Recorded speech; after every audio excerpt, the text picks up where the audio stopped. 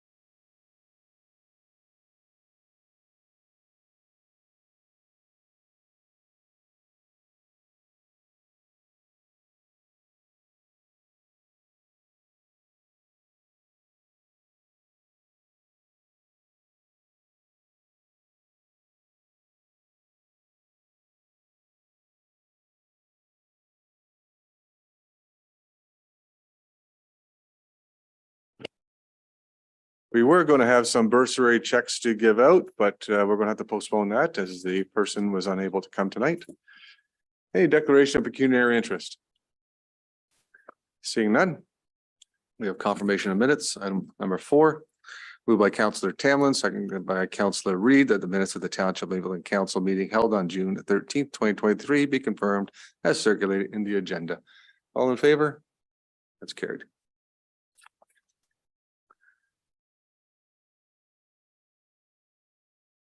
If no matters arising from the minutes, then the matters under the Planning Act. Item number 6.1, moved by Councillor Tamlin, second by Councillor Reed, that the planning report regarding ZBA 2023-09 West Part Lot 18, Concession 1, municipally known as 8033 Wellington Road 86, be received for information, and that the draft amending bylaw as circulated in the agenda be considered for approval. Over to Linda.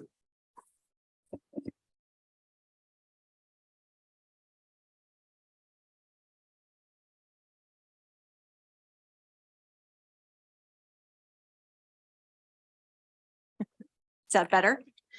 This is a temporary use bylaw to allow a mobile home for a period of up to 20 years. It's for the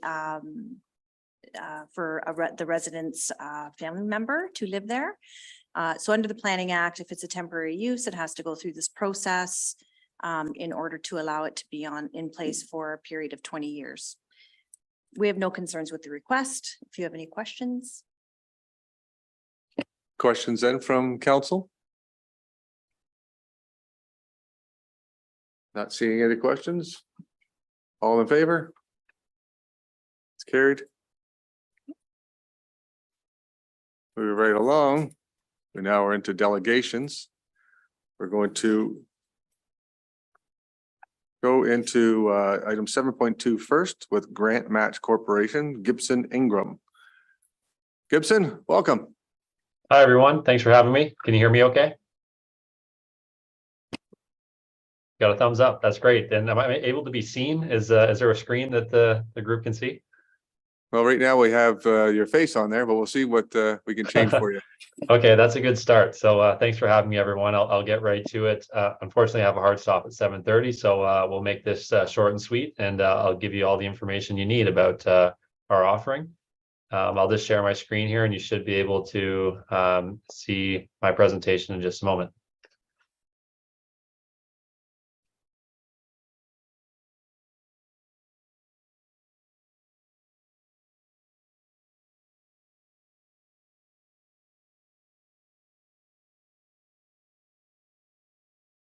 All right, if I could just get a thumbs up that we're live, I can proceed.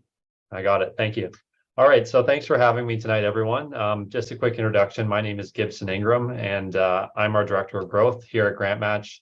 Grant Match is a team of government grant specialists who assist municipalities in securing government grant programming and funding. And I do have a brief agenda for us today.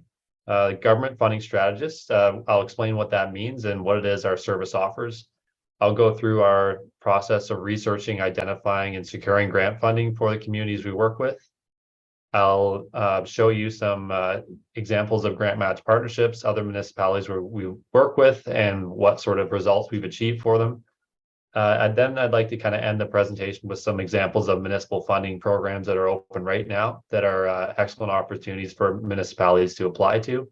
And then I'll go through our performance contingent fee structure. Without further ado, I'll get started. So just a little bit about Grant Match. We've been around for quite a long time, and we are the industry leader in securing grant funding for a wide variety of organizations, primarily in the public sector, but also in the private sector. We've been doing this for over 25 years and have secured over $300 million in grants for our clients. We have about 45 staff across Canada, many of which are located in the Greater Toronto area and beyond. And we combine a really cool data-first approach to grant funding and combine that with a really excellent team of grant writers who come from really cool backgrounds, academics, former public sector employees, PhDs, you name it, people who really understand the ins and outs of government grant funding and how to achieve it. And that's what I'm kind of explaining in further detail for you all today. So the reason Grant Match exists is because there's a pretty common problem that most Canadian municipalities face, and that is that it's really, really difficult to make sure that you're going after and pursuing maximum grant funding or every grant opportunity that is actually probably a great fit, but you're missing out on. So it takes a pretty proactive approach. And Grant Match is all about combining our knowledge of grant funding programs and your projects and your greater community goals to achieve funding success and help your team and navigate kind of the gray areas and the Canadian funding landscape, which can be quite frustrating just to kind of focus on maximum grant funding. So just as a high level sort of approach here, why do you pursue grant funding as a community? This is an important question to ask yourself. First of all, as we see it, you pursue grant funding because it helps you achieve objectives for local taxpayers faster and do projects that may not otherwise be possible within budgetary constraints. Grants are a really great catalyst to push projects forward and make community goals and needs a reality. You also can use grants to get ahead of failing infrastructure. Grants are a really great way to kind of diversify some of your budgetary goals. And, a bridge rehabilitation isn't as sexy, let's say, as a really cool new sports complex, but it really does need to get done. And grants are abundantly available for failing infrastructure projects that help you, let's say, replace that bridge before it turns into a much larger project. This is less important for our kind of Ontario sort of clientele, but accelerating disaster response is really quite important, and grants are available to do that. Out west, of course, there's and even in Quebec and Ontario, forest fire has obviously impacted a lot of Canadians, and the Disaster Mitigation and Adaptation Fund is a really great example of a grant program to help with disaster response. And finally, reducing budgetary commitments and loans. This is really important now more than ever as the cost of money increases and interest rates rise. Fewer dollars or dollars are going less distance, and it's really important to look for alternative funding sources, and grants are an excellent opportunity to do that, to reduce the amount of loans that you have to take out to complete projects and stretch your dollar further. So grants are really great, but they are also really challenging, and you really do have to work for your fair share, and that comes down to, as we see at a Grant Match, kind of this recipe for success, and that is awareness, resources, expertise, and preparation. Are you aware of the right program at the right time to fit your large capital expenditure, your project? Do you actually have the resources that you need? Does your team, do your department heads, does your grant writing team actually have the capacity to take this on, or are they going to have to pass it up due to constraints? I see this all the time. And do you have the actual expertise? Can you develop a winning application when it's a competitive process and there are many excellent projects on the table for funding coordinators to review? Are you putting together the winning application? And it can be quite frustrating and disappointing when the result is not in your favor. And then are you prepared? Do you have all the required planning documents in place so that when the opportunity opens up, for example, the Housing Accelerator Fund just opened up last week, are you ready with the project? The federal government was signaling that this was going to come out. Is the required planning documents in place so that you can move forward with an application to a very important grant fund?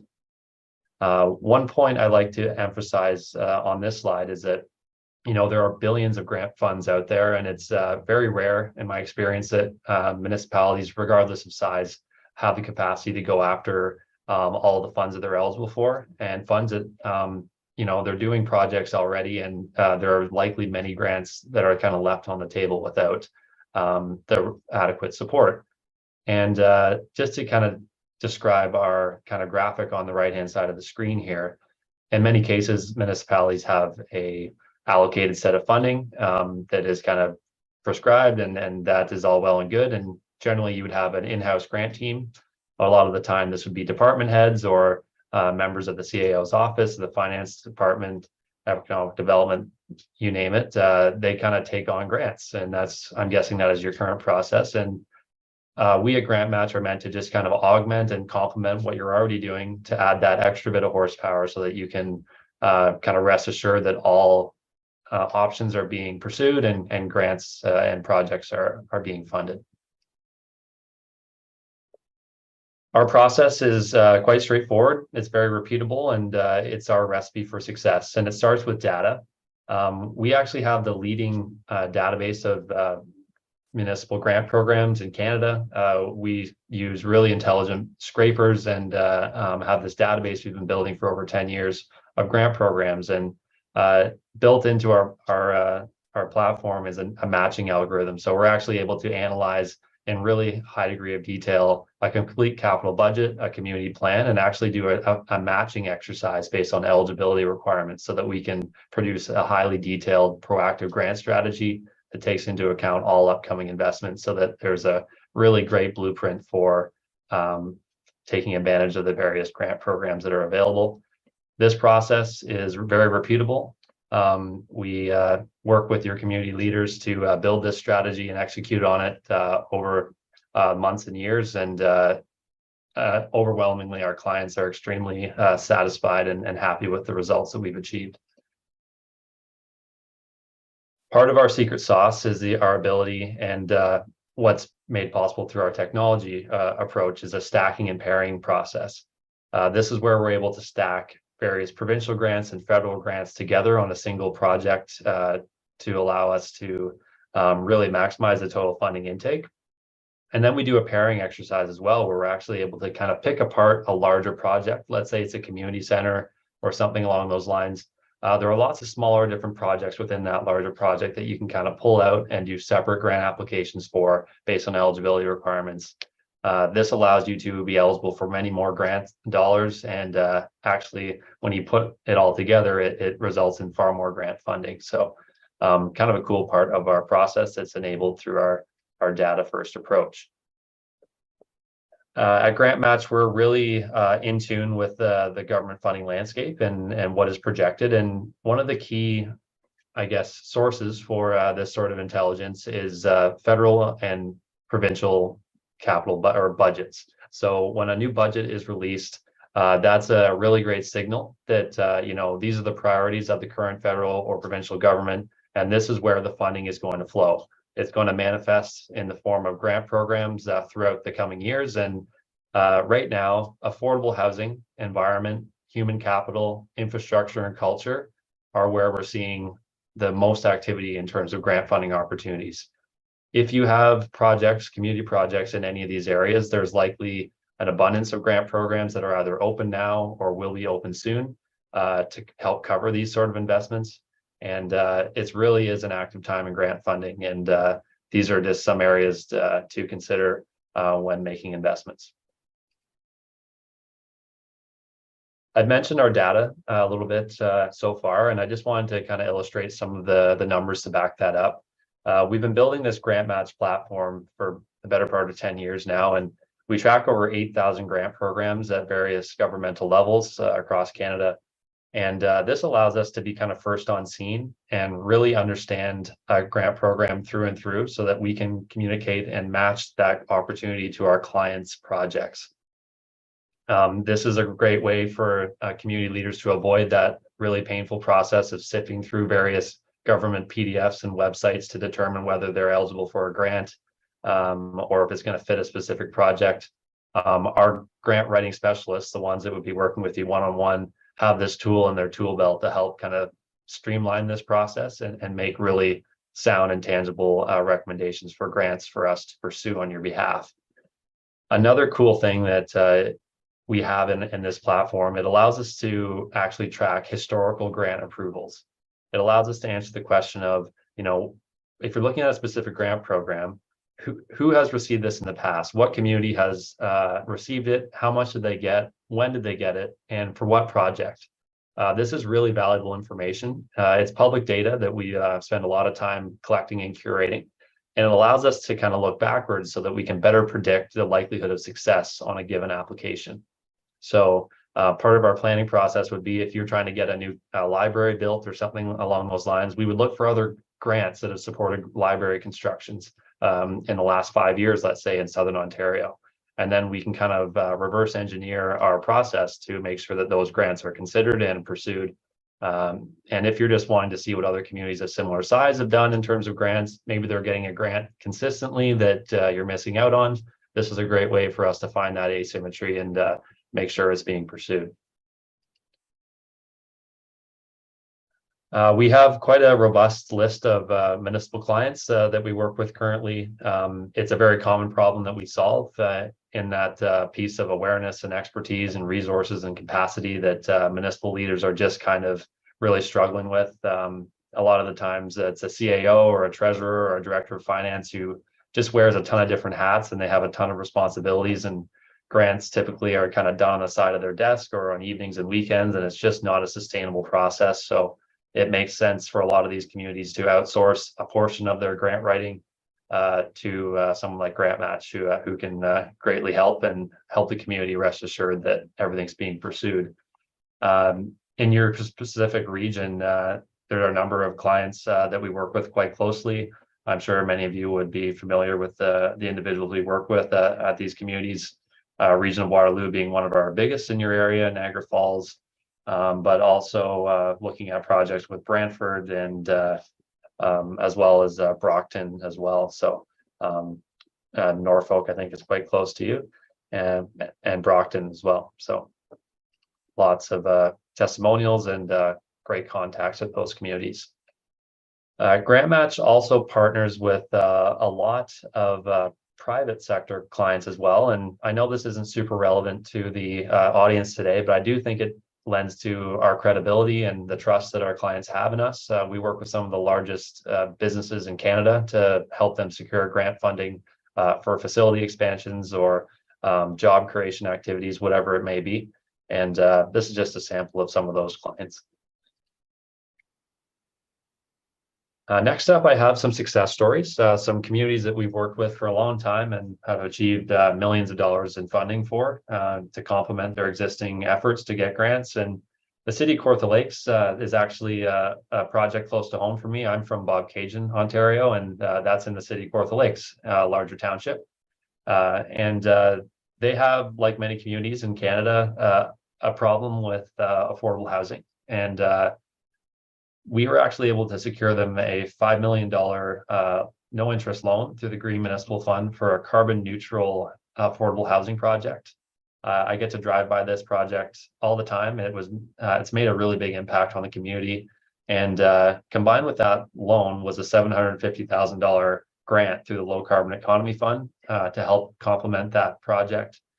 And additionally, just another approval that we've more recently secured for the city of Kawartha Lakes is an economic development related grant, $250,000 through the Rural Economic Development Fund to help revitalize Lindsay, Ontario's downtown to make it more of a business hub and increase tourism. So kind of a cool story. The city of Kawartha Lakes, we've worked with them for over 10 years now, and they have lots of projects that they're trying to get funded. Warwick, Ontario, this is kind of a cool, I guess, example of a project we were able to help with. Watford had an arena that was just kind of a pad and dressing rooms and viewing area, and they wanted to make it bigger and better and basically build a new community center on the side of this hockey arena. Their goal was to double their programming that they could offer to their rural and small community. And that programming was meant to help seniors and youth members of society who didn't have a lot of programming that they could offer. And since we've completed this project and the new community center's been built, that programming has doubled. And the silver lining to this project as well, this $750,000 approval through the Canada Community Revitalization Fund, is that the asset has turned into a revenue generating asset. The hall has been booked almost 100% ever since they've opened it. Obviously, there was a huge need for a community space that could be rented, and a great all around story there. Drayton Valley, Alberta, you may have heard this name in the news. Unfortunately, they've been really impacted by forest fires, but they have executed a number of grant applications with our help. The Active Transportation Fund provided them $637,000 to connect various parks throughout their community with safe and accessible biking pathways and community walkways. Really cool Safe Streets initiative that utilized a federal fund. The city of Estevan in Saskatchewan, really quite remote, but they were approved for almost $1 million through the Investing in Canadian Infrastructure program to help with a really cool building that they have, really the hub of their community. It was a sports complex that had an indoor pool and squash courts and a gym, a library, a public arts gallery, you name it. This was a huge space that serviced a lot of nearby communities. And it had a failing roof system and failing HVAC system. So they were able to use this funding to help with a new roof and 8 new rooftop units to keep their air conditioning going. So pretty cool example of a very small community securing a lot of funding for one of their projects. Same thing with Princeton, BC. They were doing a downtown revitalization project as well as upgrading a campground that was co-owned with the municipality. We were able to come in there and get them $750,000 through a local provincial grant program, and just kind of shows you some of the diversity of projects that we can help with. And just to switch gears, I would like to just go over just a few grant programs that are open right now or going to be open soon or maybe just closed that the community should be aware of and should be probably investigating to see if there are grants available to help. And the first one is through FCM. It's for water quality. It's basically improving the filtration of water runoff in your community. And it's a very generous program, up to $10 million loan and an 80% cost coverage with the 15% forgivable portion to help with any sort of stormwater runoff projects. Next up, this is a really important fund, and it's just opened a week ago, and there are many applications being submitted already. And it's the CMHC Housing Accelerator Fund. This is the federal government responding to a huge need across Canadian communities.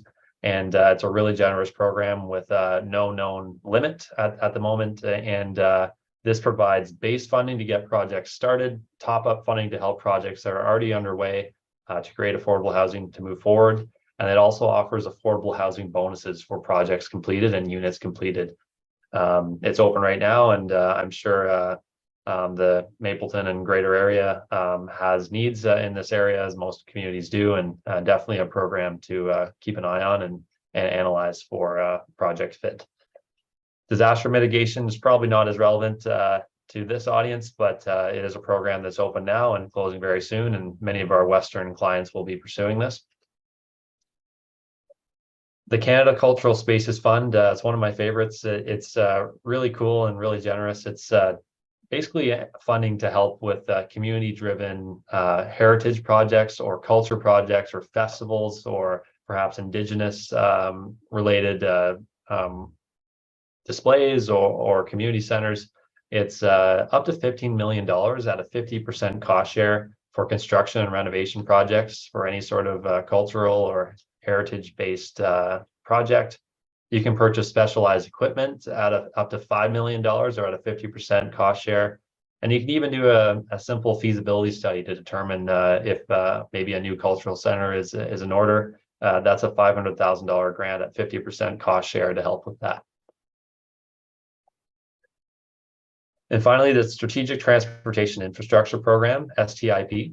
This is a program that has a great runway right now. It's November 30th deadline, and a really great opportunity to help with local infrastructure, bridges and roads, to help with getting peoples and goods in and out of your communities and make roadways safer. It's open right now and closes November 30th. So nearing the end of my presentation, everyone. I hope I'm not moving too quickly or not missing any kind of details here, but this is kind of gives you a snapshot of what you're going up against as a municipality who's doing grants on their own. The industry average rate of success for grant applications is about 25%. This is by design, of course.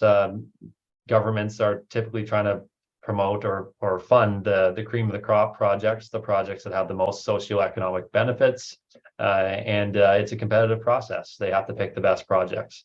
Our expertise, our approach of using really talented people to write grant applications and build these grant strategies and that are powered by this data first approach, we actually achieve a 75% rate of approval. This is a really great way, or it really de-risk projects for a community, and allows you to plan and much more effectively to get your projects moving forward. The 25% rate just leads to a lot of disappointment, and it's really quite difficult to plan for. So in many cases, it makes sense to outsource this process. And we're not meant to kind of displace anything that's already going on. We're just meant to kind of add additional horsepower where it's needed. And that brings me to our kind of the final piece here, and that's our performance contingent offering. I think this is why we've been so successful in the municipal space. And essentially, it creates kind of a no risk scenario where we only charge a fee when we're successful in getting a grant for the community. This fee is standard across Canada, and it is 10% on the first 1 million in funding secured for the community, and 5% on any remaining funds greater than $1 million. This is meant to be a low risk proposition, and you know, if we are unsuccessful with the grant, there are absolutely no fees associated. We put a lot of time and effort into learning about our communities and uploading information and absorbing as much information with our team so that things can move slowly and we can continue to make grant applications a possibility. And that's kind of the gist of our service. For many municipalities, it's a no-brainer, and I'm hoping that this is something that could be of help to Mapleton. So I know we're kind of coming up on time. I could answer a few questions here, and if there are any, and then we can follow up with your colleagues with more information. Thank you, Gibson. I know you're a little bit tight on time, but we do have a quick few questions here from council members. No problem. Maybe not. All right, so it looks like, as you said, no brainer, and it's like, well, you get. I'm looking at some of these applications possibilities, and I'm like, every one of them you hit right on the head that we could apply for each one, and so yeah, it's quite exciting to see that this is a possibility. If there's no questions from council, I will release you. And thank you very much for coming on. Thanks so much for having me. Yeah, I'll follow up with the colleagues I've been in touch with, and hopefully we can keep this moving forward. Maybe there's a housing accelerator fund project we can go at in the immediate future. Oh, yeah, there is. Thanks for care. having me, everyone. Thank you. It's Bye-bye. nice to be here. Take care. Now, council, what I have here is a motion that the Township of Mapleton Council receive information, a delegation of Grant Match Corporation, Gibson Ingram. But I'm going to ask council if they're interested in having the CAO, direct our CAO to engage with Grant Match to pursue grants for Mapleton through this process. So that's what I'm going to be asking council to consider as we discuss this a little further. Any thoughts from council members on having the CEO engage with Grant Match?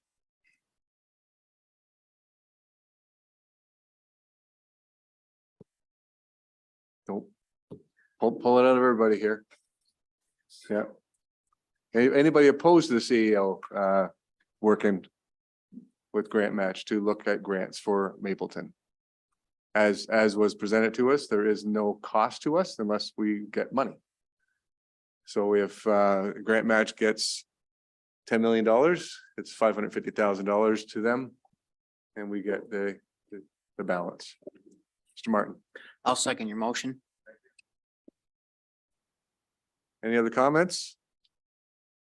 Okay, so then the Township Mapleton Council received information, a delegation of Grant Match Corporation, Gibson Ingram, and that council directs the CEO to engage Grant Match to pursue grants for Mapleton. I need a mover by myself and seconded by Councillor Martin. Any other questions? All in favor? That's passed. Thank you very much. Next, we're going to move on to item 7.1, and this is the Roma 2 Director, Mr. Steve McCabe, who comes all the way from Wellington North to visit us. I hope you didn't get a nosebleed, Steve. Welcome.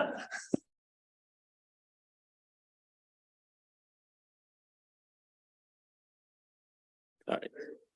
Fancy stuff here in Mapleton. So thank you, and nice to see you too. Thank you, and good evening, Mayor Davidson, Councillors Martin, Reed, and Tamlin, and thank you, Larry, for setting this up for me tonight. And hello to the CAO, Mandy Barron. So I am Steve McCabe. I'm a councillor in Wellington North. I'm currently in my third term there, and I always like to say that I had brown hair when I started, so it's a tough gig that I know you guys all have, and it's a public service that is much needed. And to further our service, I wanted to run for Roma to represent us at the Rural Ontario Municipal Association. So back in January, I put my name forward for Zone 2 Director, and I was fortunate to get through.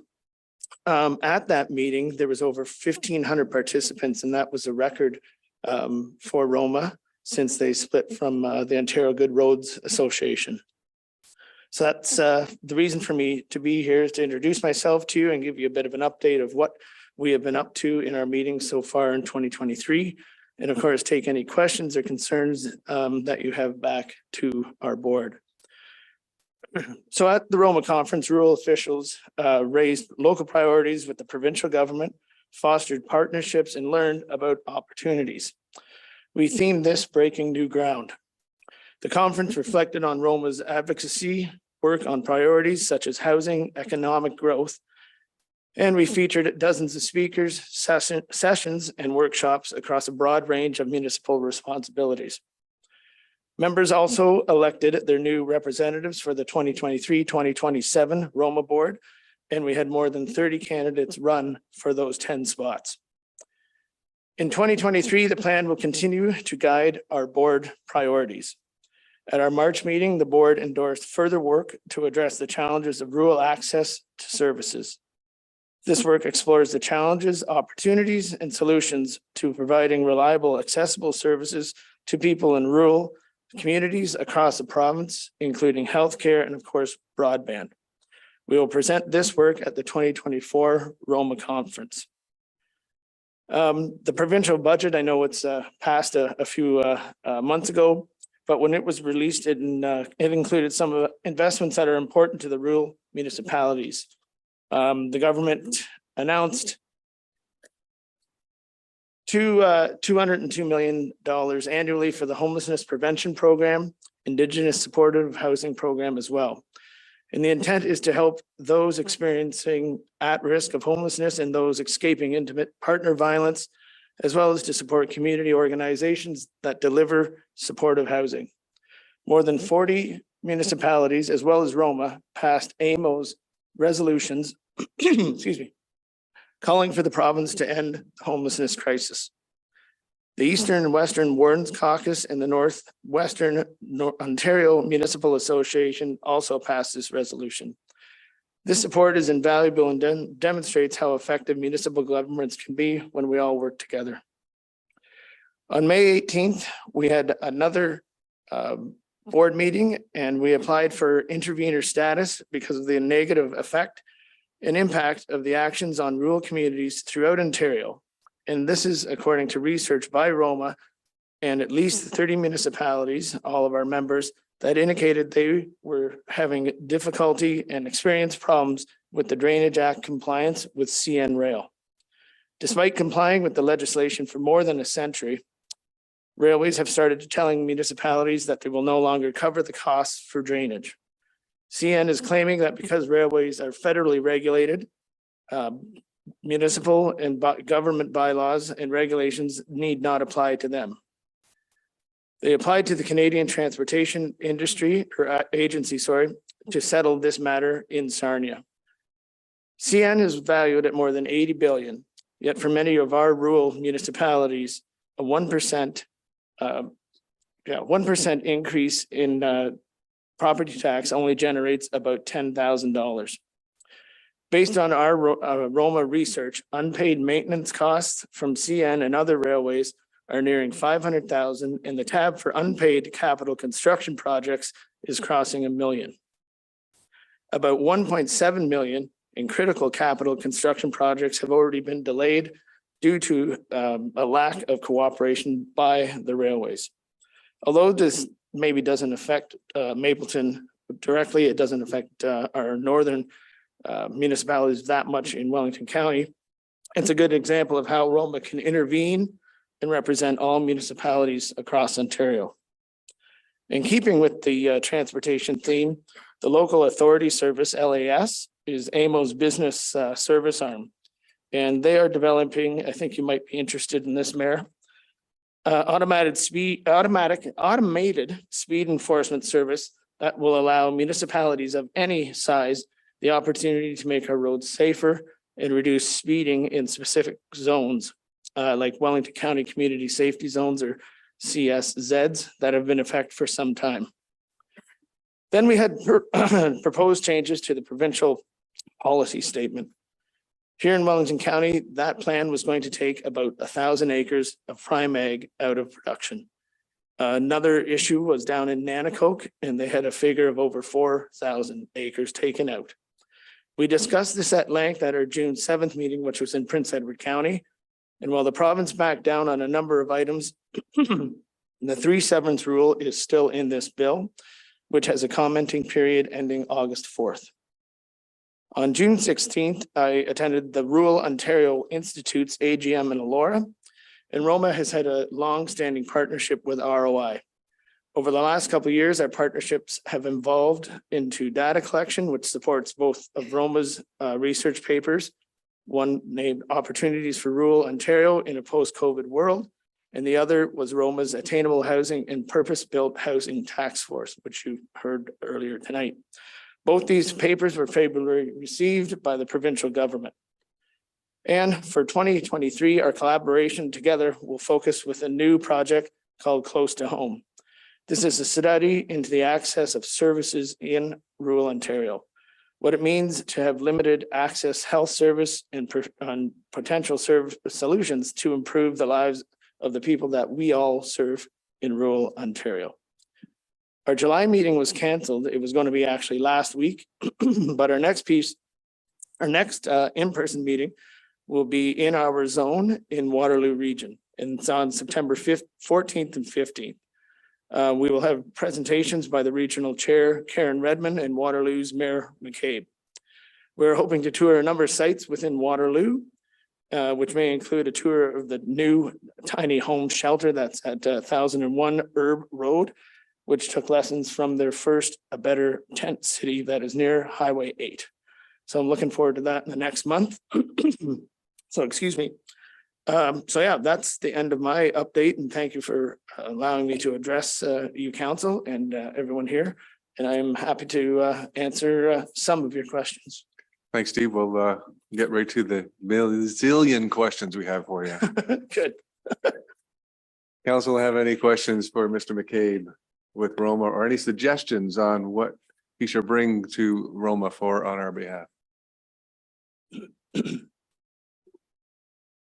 Let me start it off, Steve, with if you're probably aware that Mapleton and the Ontario Federation of Agriculture did a joint delegation regarding the unfair property tax policies Yep. that puts rural municipalities at a disadvantage. And it's time for the provincial government to change those tax policies. And to work with rural municipalities, so we had to get a fair share of the tax dollars from the province. When we went and delegated with OFA, we told the associate minister that it is fair that the farmers, the farm properties, the farm owners do pay 25% or less taxes, but that the share of money coming towards the townships and towns that are providing that is inadequate. And we're hoping that that Roma will pick up this and keep fighting on behalf of rural municipalities across Ontario when it comes to the farm tax rebate and the unfair tax policies that the province has in place. Yeah, there's certainly gaps when you're in rural versus urban when it comes to what you kind of get back. And this is one thing that Roma is aligned with. It's not only agriculture, but all the agricultural businesses that are in our rural settings and work from home businesses as well. So yeah, this is something that we are working towards. And I don't know whether Wellington North has done the numbers, but I know that our numbers here are we lose in this $13 million a year. Yeah, So wouldn't it's be surprised if ours is close to that. big as well. numbers because Yep. we're farming communities. Yeah, So and I mean, we don't have access to get that back either. that's right. Okay, so hopefully you bring that forward. Anything else that council would like to? And we can always, ring his bell later and tell him what we would like to Yeah, have. I'm too. not far away. Not far away. Mr. Martin? Thank you, Mr. Mayor. I just want to say thank you to Mr. McCabe for coming out. Clearly, you're the best dressed man here. And it's great that you've taken the time. You had me right up until you hit automated speed enforcement, and now we're gonna have to hear about that forever again. So but to the mayor's, theme about politics, right? Like, the work, the advocacy work that Roma does is super important to, represent the rural municipalities here in Ontario. And I think that collective voice, hopefully at some point will beat through the fluff that we get at times when we're, advocating for, our own municipalities. And, we don't often see the zone two director coming out to, our council meetings. So we really appreciate you taking the time, and, I'm sure we'll work together moving forward. So thank you for that. Happy to be here. Okay, sorry, yeah, and thank you. Thank you, Councillor Martin. And that's the thing, I really don't pull too many punches, and I'm pretty straightforward when it comes to agriculture and the importance and the need for us to support it. It's often forgotten at the provincial level, as you saw in the PPS at the first draft. And that was something that we really fought for and fought against. And it wasn't obviously just Roma, but it was all the municipalities that were pushing back against that. So we'll see where the chips fall in that. But that's one of my main purposes is to push for ag. And we're a powerhouse here in Zone 2 for agriculture. And we need a voice at the board. And as Councilor Martin said, we do appreciate you being that voice for us at the board, and We know how close to agriculture you are. So very appreciative of that. Anything else for Mr. McCabe before we release the well-dressed man? And just so you know, thank you for the automated speed enforcement. I will be talking about it a little bit later, so it's a good start. Thank you. I couldn't not put that in there, so. No, All once right. again, thank you very much. Thank you very much, Steve. Yeah, go right ahead. I'm sure you learned something from the previous delegation. See, you can bring back the Wellington North. You're good. Yeah, I'll bet you did. So council, I have here, and I need a mover and a seconder, please, that Township Mapleton Council receive for information a delegation of Steve McCabe, Roma Zone 2 Director. Okay. Perfect. We got 1 and 2. Councilor Reed, Councilor Tamlin. Any other questions or comments? All in favor? Thank you. And next we'll go to the last delegation we have, and that's Collier's Project Leaders. And Kate Graham is here. And do we have Surya on? Is it Surya? Okay, Yes, I'm Thank here. thank you. You're on. Go ahead. Wonderful. Well, thank you, your worship and members of council. And it's a treat to get to make a delegation this evening. My name is Kate. As you know, I'm here with my colleague Surya, and we're from Collier's Project Leaders. And I guess to continue your government relations theme that seems to be emerging from these discussions, and picking up from the first presenter, but a much more focused discussion specific to the Housing Accelerator Fund. So we're here this evening just to speak about what we view as a really important opportunity for Mapleton.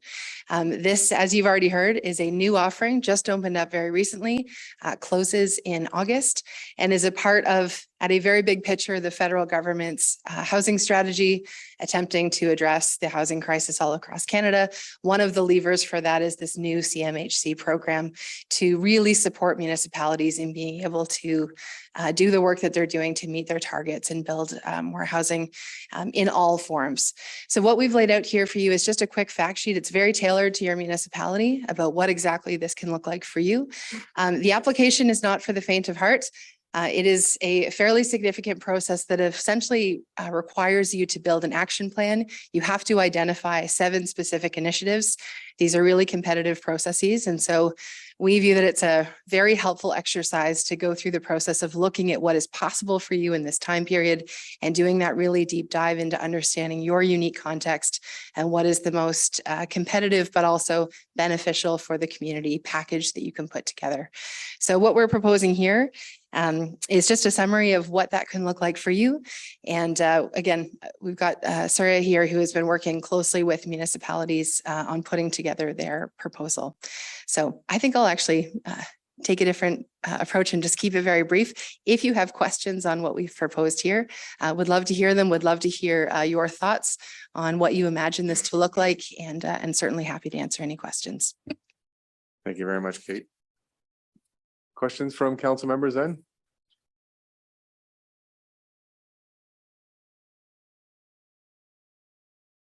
Nothing. Geez, a quiet group tonight. Eh? Wow. Yeah, pulling teeth here. So $4 billion across Canada is what is open. How much, in your opinion, small municipalities like us, which is just over 10,000 people, how much would we be granted? Any idea? And I'm a little concerned that our little municipality of 10,000, just over 10,000 people, is lobbed together with large urban. That's kind of daunting when it comes to the money that's out there, and we're up against Toronto. I certainly appreciate that feeling. Yeah, the categorization, that's we've seen lots of these programs come out that have different thresholds. So it's certainly a unique one.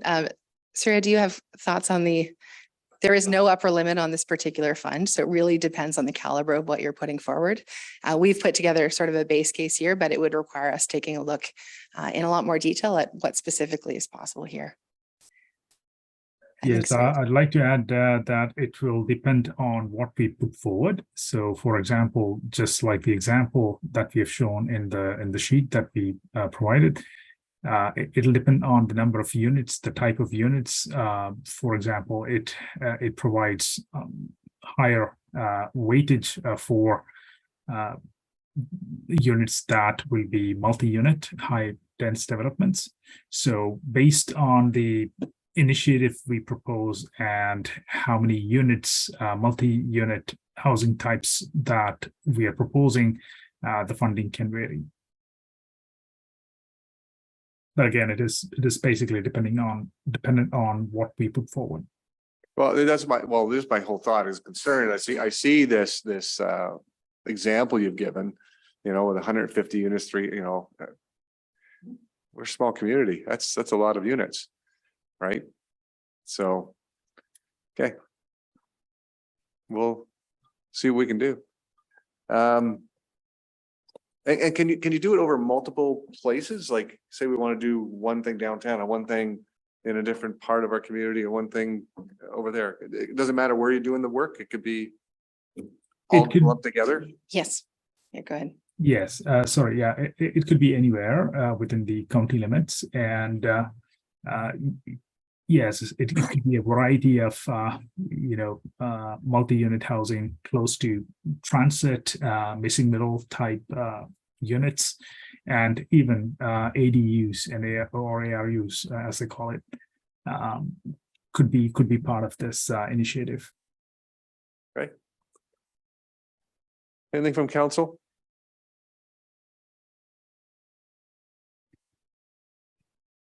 Okay. Don't see anything.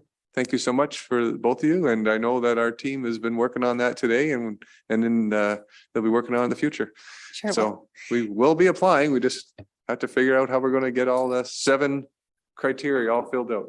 Yes, certainly. And thank you very much for the opportunity to speak. We'll continue to connect with your colleagues if we can be of support, and really appreciate that you're taking a deep look at what the housing needs are in your community. Thank you very much. Thank you.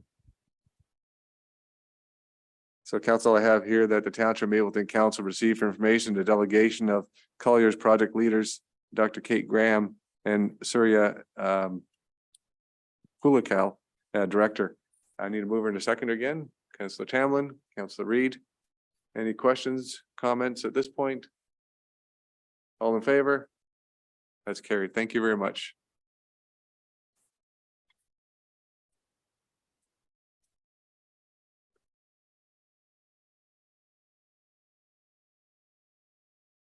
Moving on to item number 8. 8.1. We have here a resolution moved by Councillor Tamlin, second by Councillor Reed, that Township of Mapleton Council received for information the draft minutes of Economic Development Committee meeting held on June 12th, 2023. Any questions to Ali on those draft minutes? Not seeing any. All in favor? It's carried.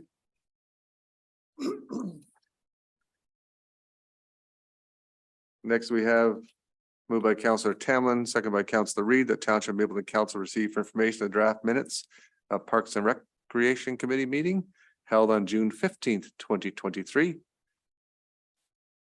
Any questions from those minutes to our Director of Public Works? Councillor Martin. Thank you, Mr. Mayor. Question for you, actually, not the Director of Public Works. So the delegation from Alma came and spoke about their multi-use covered pad. The community supported the project, is recommending the council endorse the project. That's kind of contained within the minutes, but are we expecting, because of the nature and the complicated nature of this particular project, are we expecting that this delegation will present to council as a whole, or what are the proposed next steps? I bailed, I think, with probably 10 or 15 minutes left in that meeting, so I'm not sure where you ended up. Yeah, that's when they get a little further along, they're going to have to come to council and because they're going to want to do 50-50. And I know that they would like that information to get out to the public as well of what they plan on doing. So once they get along a little further, then they'll be coming to council. Is that correct, Mr. Director? Yes, to you, Mayor. Yeah, we asked them to go back and do some more engineering, some more architectural work, and get a full package before they return to council. So all the questions that council potentially could ask, they could answer at that delegation. Thank you. It is a great project if they can get that going. Get the funding for it, as they want to put in not only the ice pad, but they want to refrigerate that ice pad so they have ice all winter long. So great project that they have, and covering it up to keep the sun off it, as well as summertime. They would be able to use it for roller skating or pickleball or whatever outdoors. Just one of those projects, another community project from one of our community organizations trying to make Mapleton a better place. Any other questions or comments on that? All in favor then? Carried.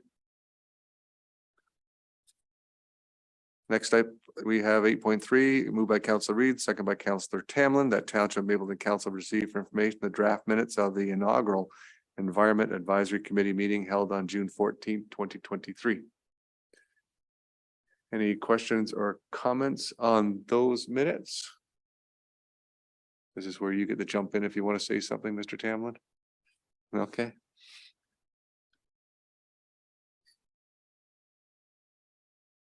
I think it's wonderful that we have this new committee, and I can tell you now that that committee is gung ho. They are a good committee. They're looking forward to moving things along when it comes to the environment here in the township.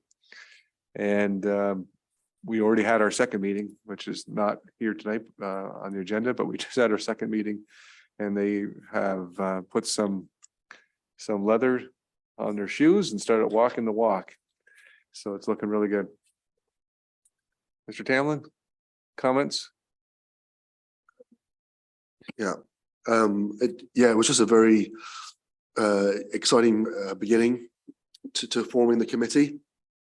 It was very interesting to see the different kind of knowledge and personalities that have been brought together, and it's really great because it represents such a wide kind of demographic as well, with a wide range of opinions that kind of can debate fully how best to move forward in doing what we can for the environment.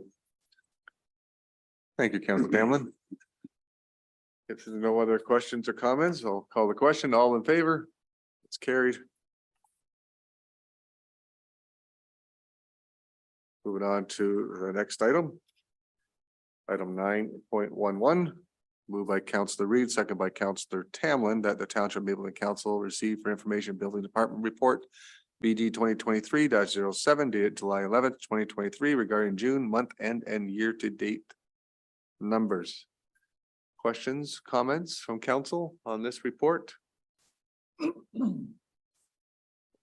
All in favor? Carried.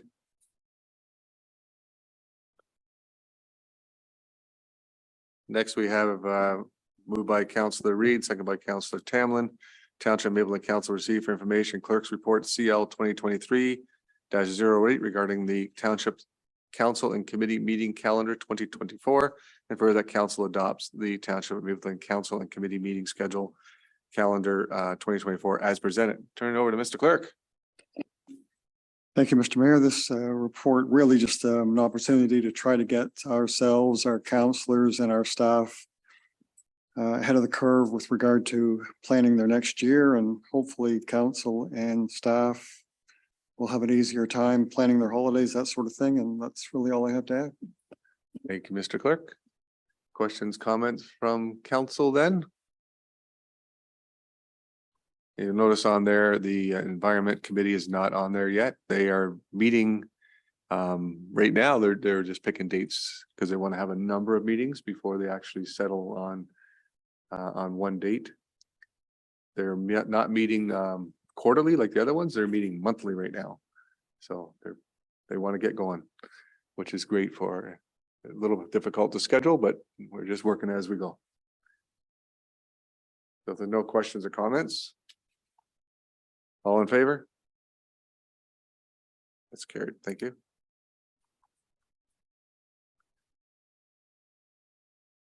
Next, we have item 9.2.2, moved by Councillor Reed, second by Councillor Tamlin.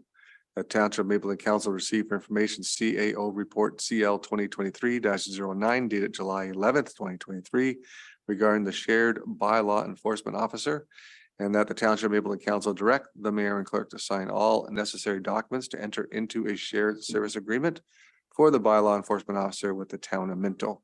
Turn this over to the CAO. Thank you, Your Worship. Not much to add, except I will apologize for, I used a previous agreement and I word searched GE for Guelph Hermosa, but I didn't search Guelph Hermosa. So at the end, you'll see that I didn't change. I apologize for that.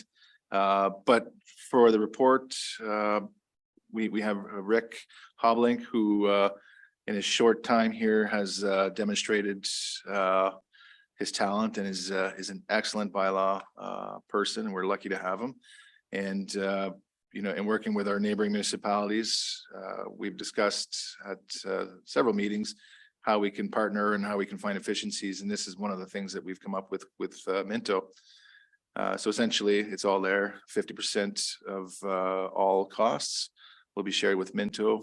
The vehicle will have both our logo and Minto's logo and on the vehicle. Same number and basically, like I said, 50% of all costs, and we get to get a really good bylaw officer. All right, thank you. Questions then from council members?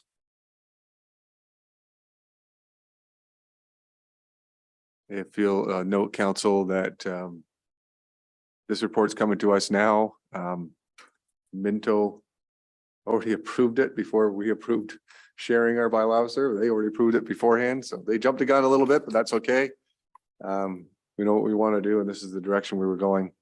I did have a chat with Rick today, and he's as the CEO has pointed out, he's doing quite well. He does say that he's not getting too many complaints locally in town. He's just doing what he has to, but I just want to make it known to people in the community that if they have a bylaw issue, to contact Rick, and he would love to help them and take care of it. Any issues they have. So he's there. I know we were out without a bylaw officer for a while, and I hope that our community embraces Rick to assist them in their needs. Anything else from council? Then I'll call the question. All in favor? Thank you.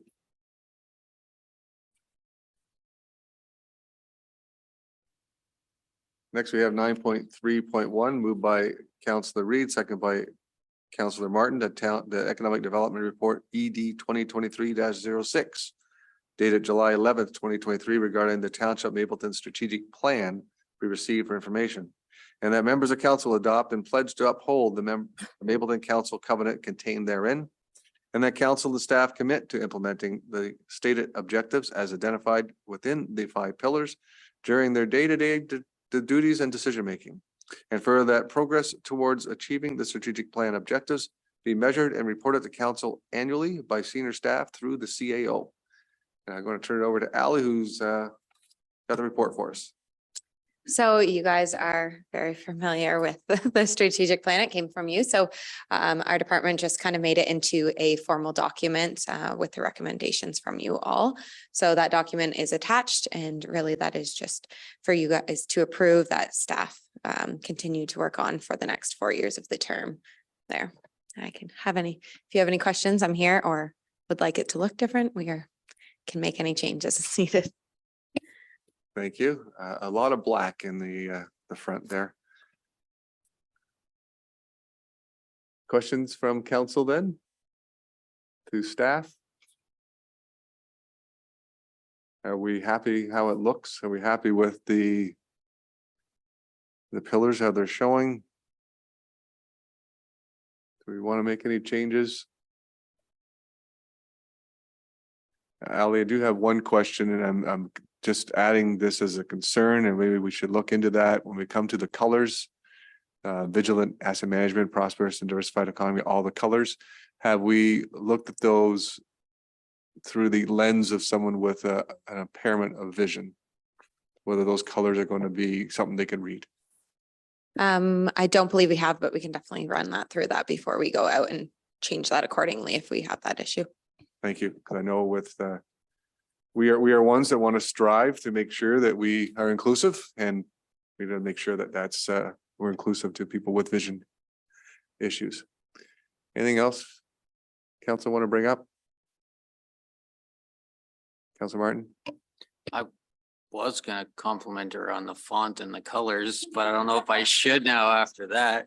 I like the layout, to be honest. I mean, it looks a little funky on like a bigger black screen, but looking on my screen, it looks awesome. I think you did a great job, so thanks for putting that together for us. Through your mayor, it was a lot of help through Michaela, my summer student as well, so I'll give her the credit too. She did a lot of the work on the design end. Yeah, I certainly do like the layout as well, Council Martin. It's better, an improvement from the last layout, so this is much easier to read. If we just check for the vision, and that'd be great. Anything else from members of council? Great job. All those in favor? That's carried. Thank you.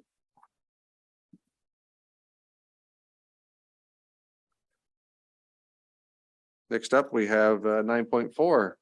This is the finance stuff now. Moved by Councillor Martin, second by Councillor Reed, that Township of Mapleton Council receive finance report FIN 2023-16 regarding long-term financial planning strategy as information, and adopt this strategy framework with its proposed indicators and targets as an integrated financial planning approach for managing the township's long-term financial health. Mr. Morrison, I can barely read all this, so I hope you can straighten it all out for me.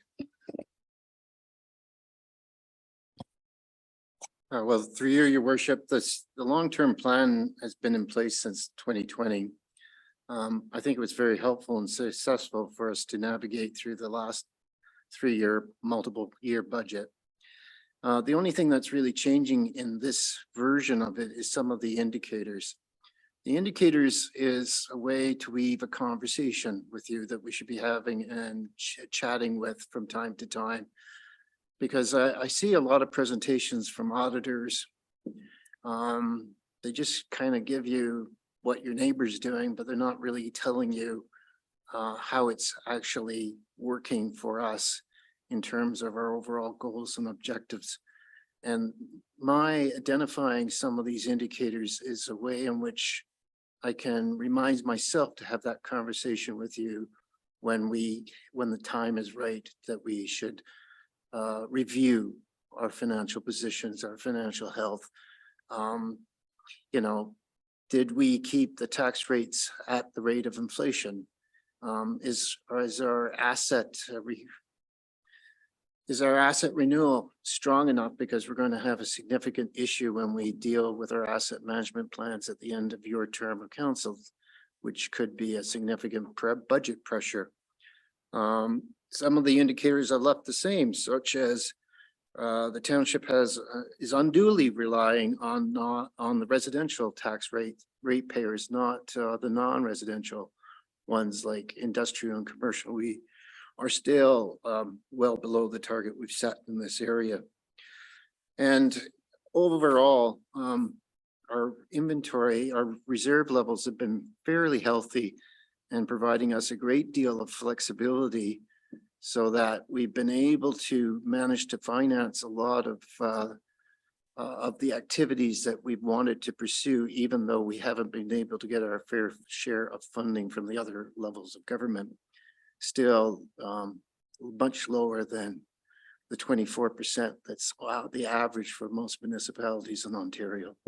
So again, the indicators that are being provided here is just a way in which me to convey the financial information and then weave that story back to you so that you understand where we're going and how we're getting there. Thank you, Mr. Morrison. Yeah, it's a very good report. Thank you, sir, for putting that together. It certainly lays out the targets as you speak of. And it's very important that we know what those targets are, and how we're going to get there is part of the discussions we'll have in the future. Questions to Mr. Morrison?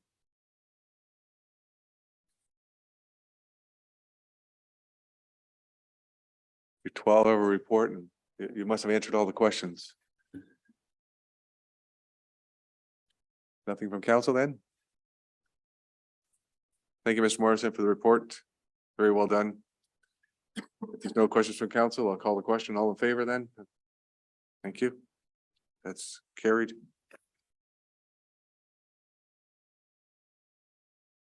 Nine point four point two, moved by Councillor Reed, seconded by Councillor Martin. The Township of Mapleton Council received finance report FIN 2023-17 regarding the Q1 2023 operating budget variance as information. Mr. Morrison, back to you. Through your worship, it's early days with terms of our review of the operating budget variances. This is something that changes wildly from quarter to quarter because we really do run unrelated businesses. And as a result, you can see wide swings from one quarter to the next. Its only intent with these reports is trying to convey trends that I might be seeing in advance so that you may be on your radar and it wouldn't be a surprise at year end that something is happening or has happened. So again, it's only trying to convey some of the major issues that I see when I'm looking at the financial information. And Mr. Morrison, it's pretty early days to make those predictions. You sort of do a little guesswork in there for the end of the year, but we appreciate, sir, that you put this forward for us for consideration. Questions then from council members to Mr. Morrison? Mr. Tamlin? Yeah, through you, Mayor. I wondered if you could just comment on, so this is also a way of looking at trends.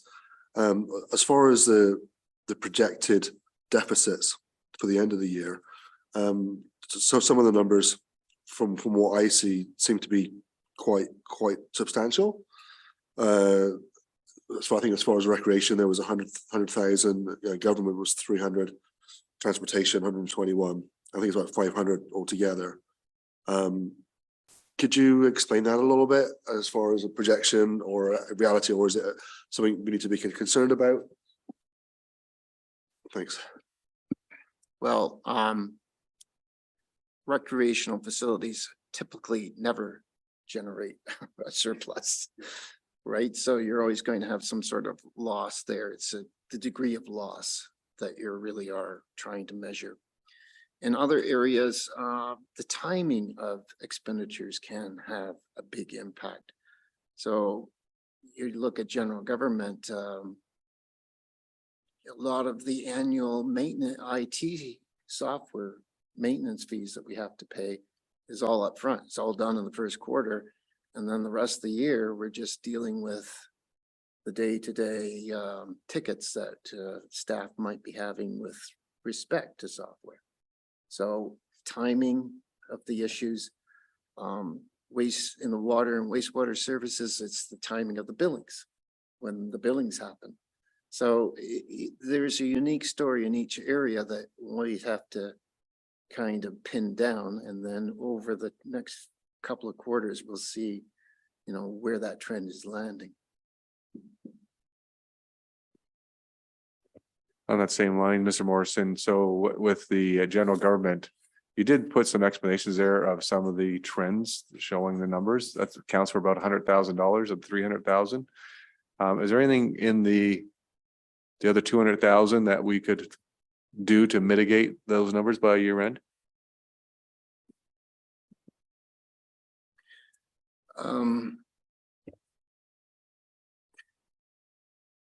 Well, as staff, we would have to review some of the ongoing pressures within those areas. IT is something we should be consistently looking at.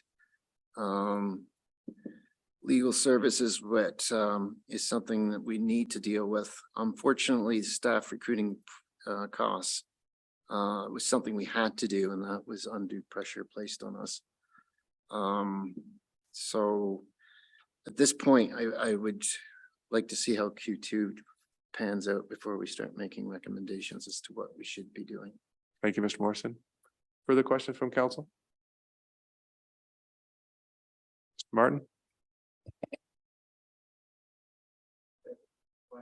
For the Director of Finance, and I'm not trying to steal any of your secrets, but because of kind of the wild fluctuations in the numbers, which you provided a good rationale. Is a report like this, outside of identifying trends, is a report like this not worth your time? But I'm not sure how long it takes you to create something like this. Is it something that's not a big deal to create, or do you have to invest a lot of time? I'm just wondering if maybe the first peak we should have is after Q2, if it would be a little more, just because the numbers, like, they are what they are, but it's really hard to interpret, as John's already described, why.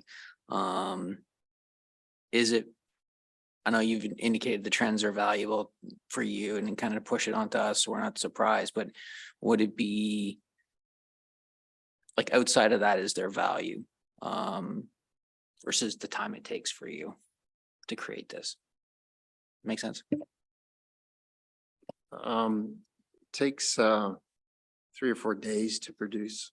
I have to basically put all the actuals into a model.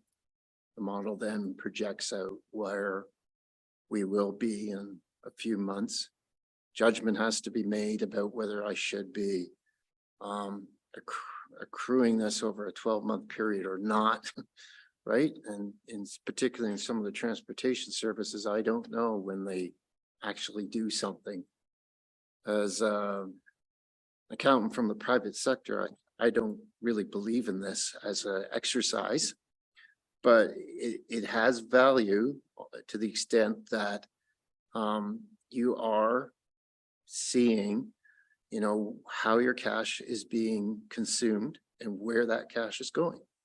And that's the only message that you should be taking away from these reports, because we operate on a cash basis. And it's hard to project a trend when the trend is so up and down. It's just not consistent. So some of that judgment has to be for me to figure out whether I should be projecting it or not. Some of the activities that I know we haven't got to yet, I just leave the budget into, because what's there to project? There's nothing there to project. But other areas, there is a constant trend, so I'll project that trend. This could, as I say, particularly in IT, it might overstate the case in the first quarter, and then you might see it drop down as you proceed forward. I don't have a crystal ball, so I don't really know where we're going with this kind of projection. I'm just saying is that all I can do when I present these reports, I'm saying, oh, this is going to be significant, and I should be telling you that it's going to be significant. Thank you, Mr. Morrison. And there is value, Councillor Martin, to this. I know the CEO uses this information, whether or not Mr. Morrison actually presented to council or not. It's a tool that is used to look at where we're going, and it certainly helps staff to see where maybe a big issue might be coming down the pipe, and try to mitigate those. And as council, we are responsible to the finances of the township. So in my opinion, it's important that our CAO is getting this information, and that the council is getting this information, so we know where the trends are. I know it takes a bit of a time, Mr. Morrison, Mr. Martin, but it is something that is of value as we go on. And I understand what you're saying, but halfway through, but if halfway through you see there's a problem that happened 3 months ago, we really have a real difficulty mitigating that. So if there's any big issues, we want to be aware of that early on. Any other questions or comments? I'll call the question. All in favor then?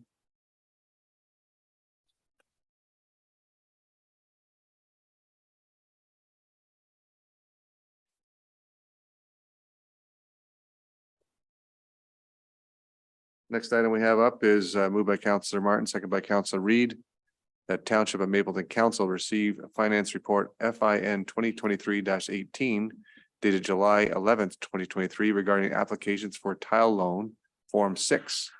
And further, that Township of Mapleton Council approve the application for tile loan Form 6 for a property located at South Part Lot 6, Concession 2, former Township of Maryborough, in the amount of $50,000, provided that funds are available from the province. And further, that Township of Mapleton Council approved the application for tile loan Form 6 for a property located at South Part Lot 6, Concession 2, former Township of Maryborough, in the amount of $50,000, provided that funds are available from the province. Comments or questions on this?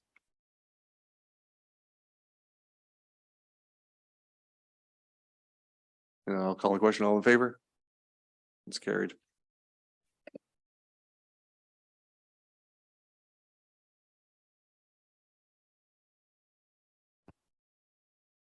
And item 9.51, moved by Councillor Reed, second by Councillor Martin, that the planning report regarding ZBA 2023-03 tree line plastics, part lot 19, concession 2, Peel, municipally known as 6515 Yatton Side Road, be received for information, and that council consider for approval, the attached draft rezoning bylaw.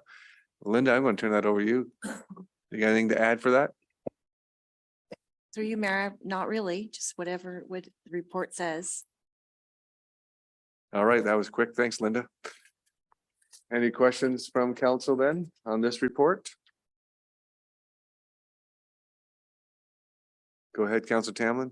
Yeah, included, what is the follow-up? Because they come up with a solution to try and mitigate some of the fumes, not only within the building, that would also help with the outside. It seemed like from the engineer's report, they weren't completely sure about what the outcome would be and whether it could still be, odors could be picked up locally as well. Is there a clause in there that if that is a case from neighbors complaining that it goes back to put the stack on or whatever, is that in there as well? How does that work? Through you, Mayor. No, there's not a clause in the amending bylaw that says that. The report was the peer review said that the option that they've installed, which is done, they've already put that, installed that, they've remedied it. The peer review said that that's adequate, but there's other options that maybe would have been a bit better, but that one will work. And if there are still complaints, then there's another solution, but no, that's not written into the bylaw. I'm not entirely sure how we could do that. Thank you, Linda. Other questions from council? I'll call the question. All in favor? It's carried.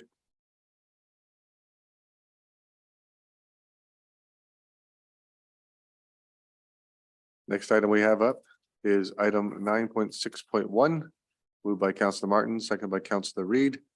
A Township of Mapleton Council received for information Public Works Report PW 2023-10 dated July 11th, 2023 regarding the proposed updated development design guidelines and standard drawings for the Township of Mapleton, and that the Township of Mapleton Council accepts the use of the development design guidelines and standard drawings dated March 23rd with amendments if required by council, and that an urban cross section be used for the design of future residential development in Drayton, Warfield, and Alma. The road cross section and other locations will be determined on a site-specific basis, and that Township of Mapleton Council delegates to the Director of Public Works the authority to approve minor amendments or amendments to correct typographical or grammatical errors, provided all revisions are documented in the record of revisions in the document.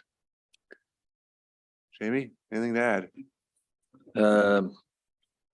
Through your Mayor Davidson, no, nothing to add. Just as promised from the June 13 meeting, I'd bring this back, giving council a little more time to review. It's fairly technical and large documents. So yeah, nothing there. I didn't hear any comments. So yeah, we hope to move forward on, and everybody's staff is pretty pleased with the contents. Thank you, Mr. Morgan. Thank you. Questions from council then? I hope everyone's read that 300-page report. All the information that's in there, all the technical stuff that Can make you go have a little nap. Anyway, go ahead, Councilor Martin. Well, I gotta ask Jamie a couple questions, so he believes that I actually read it. Cause it was, holy smokes, is it a comprehensive document? Like, it's fantastic. It really is. The details of it, like, they're beyond me, but I do have a couple more like interest questions. In I think it was A26, it talks about inspections. I think the page was section A, page 26. It talks about inspections by our engineers will be done through the months of like December, January, February, March. With the way things are evolving and, you know, construction happening like pretty much 12 months a year. What's the rationale for that? And I'm assuming at some point it's because of the winter time and inspections can't be done well, but is there outside of that, is there a rationale for those months? Through your Mayor Davison, those are very typical times. If it's an open winter and we need to go out and do curb inspections, we will. Lot grading inspections, we can't do those if there's 3 feet of snow. We can't inspect the curbs. But if we are able to go out and physically see the catch basins and lift the lids and see that physical infrastructure, we'll do it. That's just in there so we don't get bound that we have to go and do it, but we can definitely make every attempt to accommodate them. We don't want the developer's phone saying, hey, let's do a walkthrough and look at curb. It's not happening, right? So that's kind of it's in there as a fallback, but no, again, we would definitely accommodate them. Follow up. Yeah, just one last one. So section D talks about asset management, and as new assets come on, the developers are responsible for essentially providing the information that you can then incorporate into our asset management plan.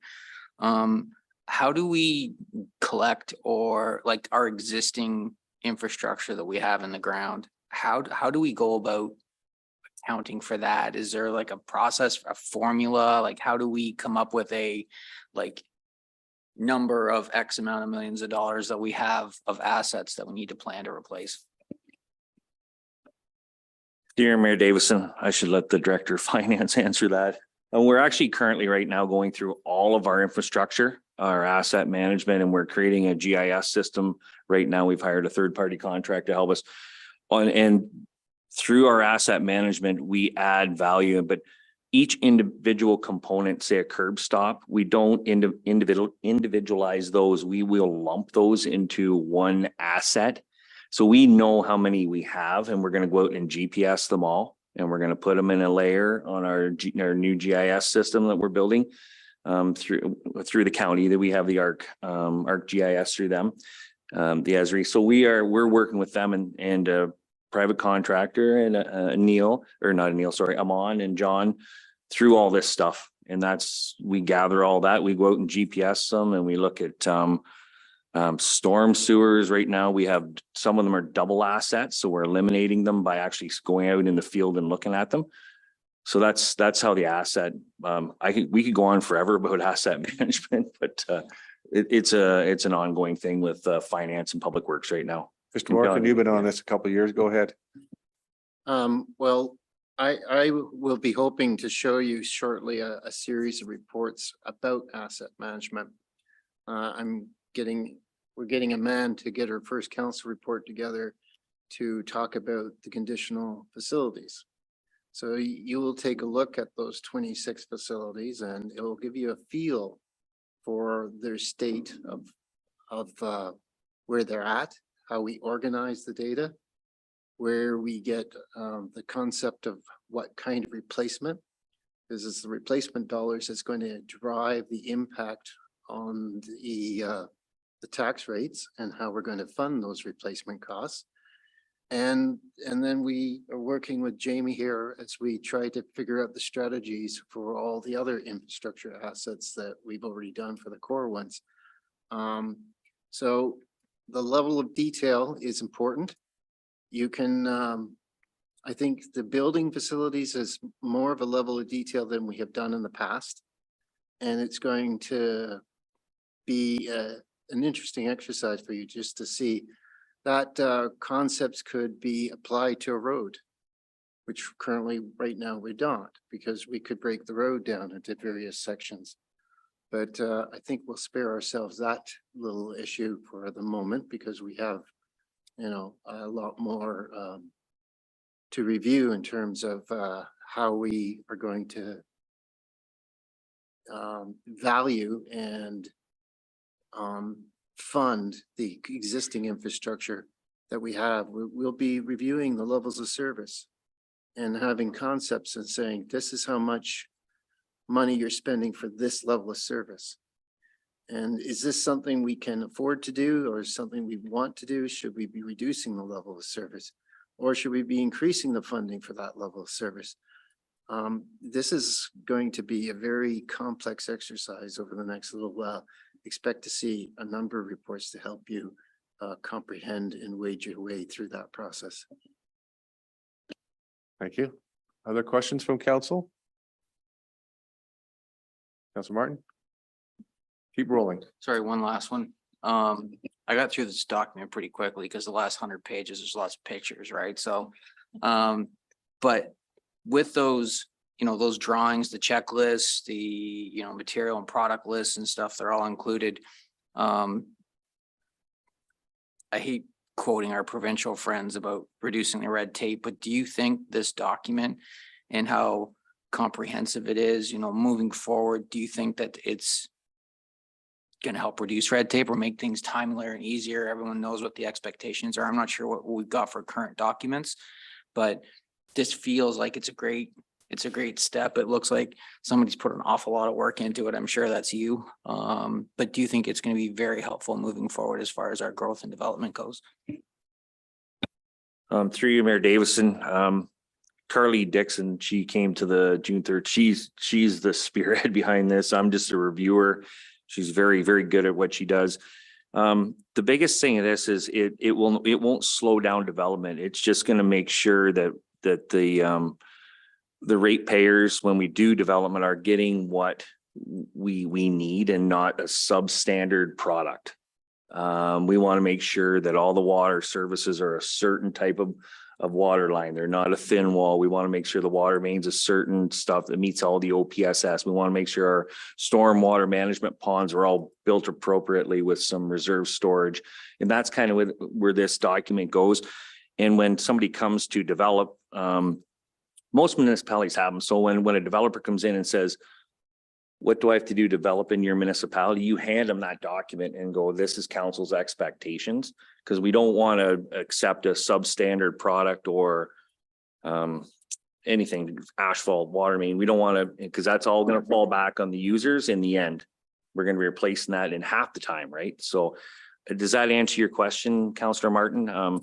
It's just gives a guideline for developers, basically, and for ourselves personally. When we put stuff back in the ground, water services, water main, we follow those too.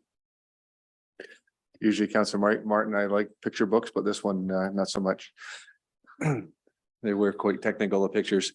Mr. Morgan, traffic calming measures. I might have missed it, but I did not see it in here. Is it something that needs to be in this document, or is that something that could be done at the planning stage when you're planning that subdivision of, if it's a straightaway that put some traffic calming measures in there?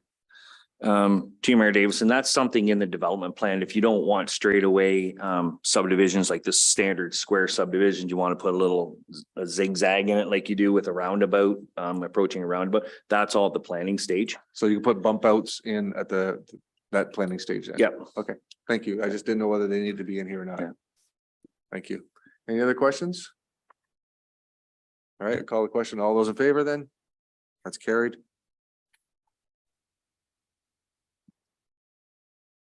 Moving on to approval of bylaws, item 10.2, moved by Councillor Reid, second by Councillor Martin.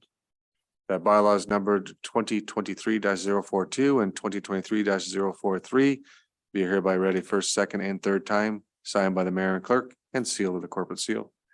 Any questions, comments on those two bylaws? All in favor? It's carried.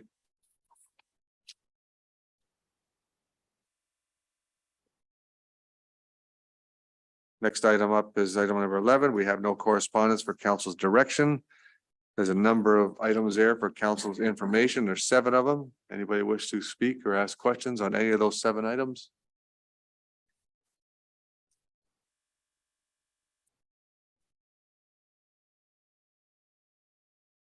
Go ahead, Councillor Tamlin. Yeah, through you, Mayor. Just to want to recognize just the kind of the unified response on the provincial planning statement. So there's been a number of documents from planning departments, county, and Centre Wellington in this case as well, all stating the same concerns regarding protection of agricultural land and some of the things that have been proposed. Thank you. Anything further from council? Then we'll move on to item number 13. Any notices of motion tonight?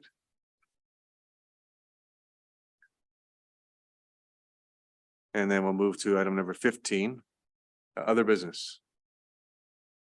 Council have anything else to bring up? I do have one item.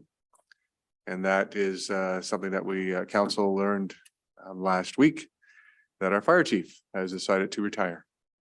So Chief Richardson, last day will be on Friday this week. And he is looking forward to many days of golfing and vacationing with his wife and family. Had a nice chat with the chief today about number of things. And he's even looking at getting another vehicle now that him and his wife are both going to need a vehicle to drive around. So he was looking for cheap. Anybody has a cheap vehicle with a chief, he's looking for a cheap vehicle. So put it out there for anybody that's watching. They'll contact Chief Richardson and tell him you have a cheap vehicle for him. He'll drive just about anything. Anything else, other business? All right, then. We'll go into item number 16, which is a closed session. Resolution 16.1, moved by Councillor Martin, second by Councillor Reed, that Township Mapleton Council move into a closed session to consider the following subject matters. Review and adoption of the closed session minutes, July 4th, 2023, labor relations or employee negotiations, a position, plan, procedure, criteria, or instruction to be applied to any negotiations to be carried on by the municipality or local board. All in favor? That's carried. We'll recess for 10 minutes.